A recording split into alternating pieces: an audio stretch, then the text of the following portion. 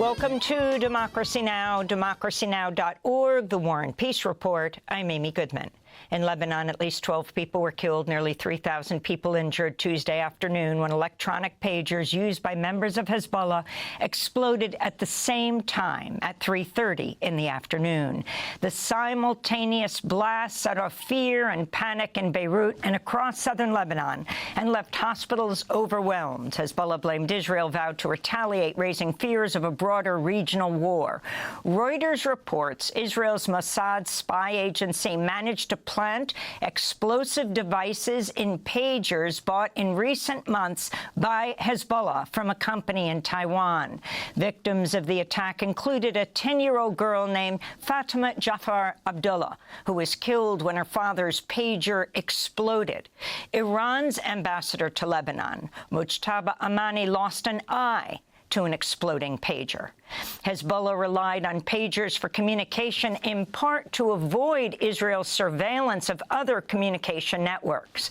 Lebanese lawmakers condemn the attack as an act of terrorism. After headlines, we'll go to Beirut, to Geneva, and Boston for the latest. Top Biden administration officials quickly distanced themselves from Tuesday's pager attack in Lebanon. This is State Department spokesperson Matthew Miller. I can tell you that the U.S. was not involved in it. The U.S. was not aware of this incident in advance, and at this point, we're gathering information. On Tuesday, Vice President Kamala Harris defended the Biden administration's support of Israel throughout its assault on Gaza. During an interview with the National Association of Black Journalists in Philadelphia, Harris also cited her support for President Biden's decision in May to temporarily pause the delivery of 2,000-pound bombs to Israel. Harris was questioned by reporter Eugene Daniels of Politico. But what do you say to those that say that's not enough, that stopping the 2,000-pound bombs the one time wasn't enough, that this administration, your possible administration, has to do more?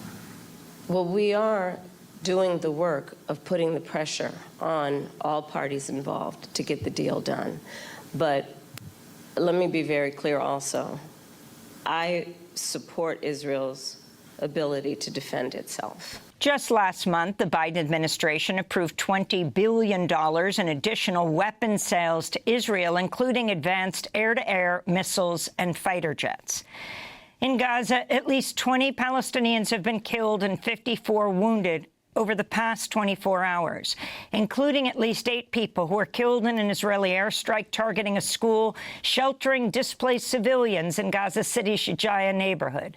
Another attack on a civilian car near Rafah in southern Gaza killed 2 Palestinians and wounded several others. The United Nations is warning Burma is plumbing the depths of a human rights abyss as the military regime intensifies the killings and arbitrary arrests of tens of thousands of civilians since seizing power in a coup over 3 years ago. The gruesome findings were part of a new report by the UN